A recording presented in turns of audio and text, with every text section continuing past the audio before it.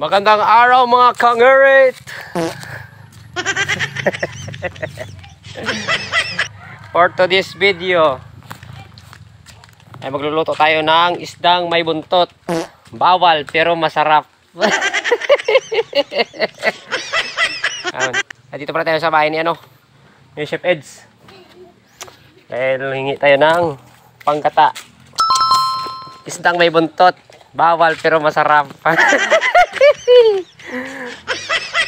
Kasi kulang yung panggata natin. Kaya pero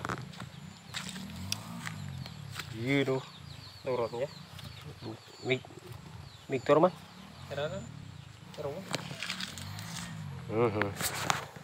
at heto na mga kangirit. Sobra naman tayo mga kangirit. Ito na, kumpleto na natin mga ricados, panggata, yan, estuete, yan, lemongrass. Siyempre, ang ating lulutuin ngayon, yung pinaka main ingredients, ang isdang bawal pero masarap. Yan, ito, magigisa na tayo. Lagyan muna natin ang mantika. Okay. Mantika muna, di ba? Siyempre, medyo rakas natin ang apoy para ito pala yung ating isda ay pinakuluan ko na.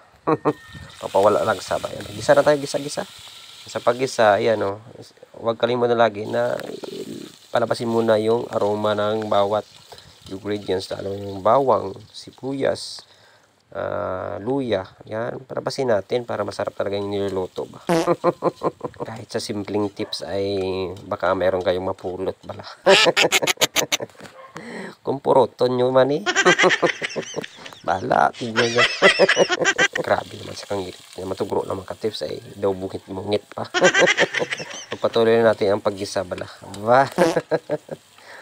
Diba? Sundan nyo lang mga kangirit sure ako na masarap talaga ang mga luto nyo.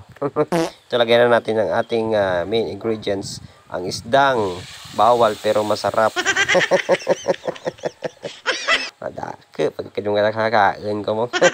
Ito pala ay nilagyan ko na ng mga pampalasa, asin, toyo. May bitchin kayo dyan, bahala kayo kung anong pampalasa nyo ba. Mga suka, ayan, konting asukal, aswete, pala na kayo Magic sarap, baka naman. Dahil luto na yan, ay pinakuluan ko na ng mabuti kanina yan. Kaya lagyan natin ng gata. Pag medyo kumulo-kulo lang konti, pwede na yan. Yan si Boy Tikas ang nagkamay-kamay na. Sabi ko sa kanya, at tilawi bala, tilawi. At okay na daw kainan na naman Yung pabukaran ko kamay. Tawa ko. Matiraw ta rin. Minsan ka lang nito makakatikim pero sulit talaga. Pag ganitong luto talaga ay nako. Mapapakain ka talaga at mapapapulutan ba. Katam is bala ko sa karay apa. Diyan na. Natulan, talaga mo ginit upload ko pag hindi ko makatiraw bla. Sa nanurong